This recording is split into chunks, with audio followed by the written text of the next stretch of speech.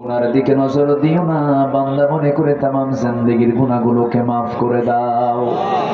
জনম দুঃখিনী মা, জনম দুঃখী বাপজান যারা চলে গেলেন, জিন্দেগীর গুনাহগুলো মাফ করো, কবরগুলোকে জান্নাতের টুকরা বানায়া দাও।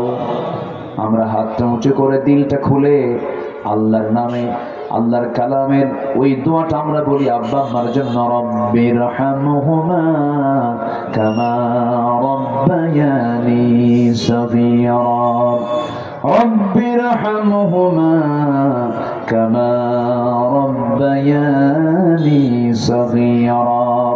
বিশেষ করে মাহফিলটার আয়োজন করলেন যারা, শোনার জন্য আসলেন যারা, বিনিময়ে কিয়ামতের কঠিন ময়দান যেদিন কেউ কাউকে চিনবে না, এমনকি মা সন্তানকে পর্যন্ত স্বীকার করে বসবে, যেদিন মানুষ কাঁদতে কাঁদতে চোখের পানিগুলো ফুরে যাবে, চোখ থেকে রক্ত বের হওয়া শুরু হয়ে যাবে, সেই কঠিন মুসিবতের দিন এ মাহফিল সবার জন্য নাজাতের মাধ্যম তুমি আল্লাহ বানায়া দিও। আল্লাহ তাআলা তোমার বান্দাগুলোকে নিয়ে এমন সময় হাত তুলেছি যে সময় গোটা দুনিয়ার মুসলমানদের পায়ের তলায় মাটি নাই, তোমার গায়েবী সাহায্য নাজিল করো। মুসলমানদের বাইতুল আকসা তুমি আল্লাহ মুসলমানদের হাতে তুলে দাও। কাশ্মীরকে বাঁচাও, ফিলিস্তিনকে বাঁচাও আল্লাহ। একটা ওমর তুমি আল্লাহ দুনিয়াতে পাঠায়া দাও। আল্লাহ তাআলা দুনিয়া থেকে কোন দিন বিদায় নেব জানি না, তুমি মালাকুল মউত একদিন আসবে, টেনে হেঁচড়ে আমার প্রাণটা পাখিটা খাঁচার মধ্যে থেকে বের করে নিয়ে চলে যাবে, নিতর দেহ পড়ে থাকবে, টেনে টেনে কবরের দিকে নিয়ে চলে যাবে, কবরে শোয়া দেবে।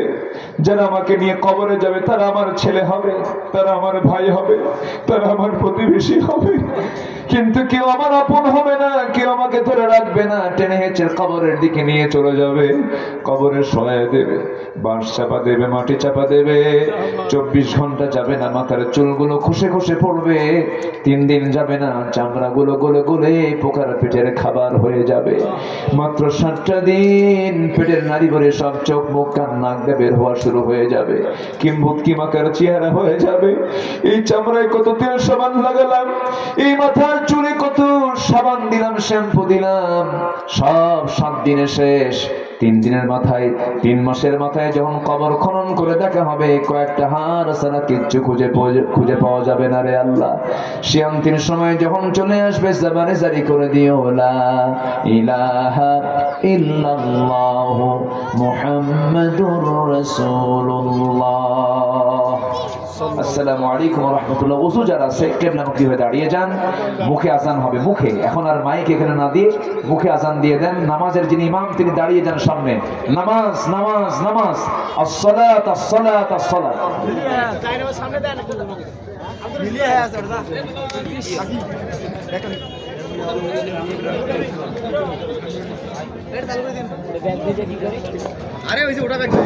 সম্মানিত উপস্থিতি, আমরা একটা এলান শুনি। আগামী 23শে জানুয়ারি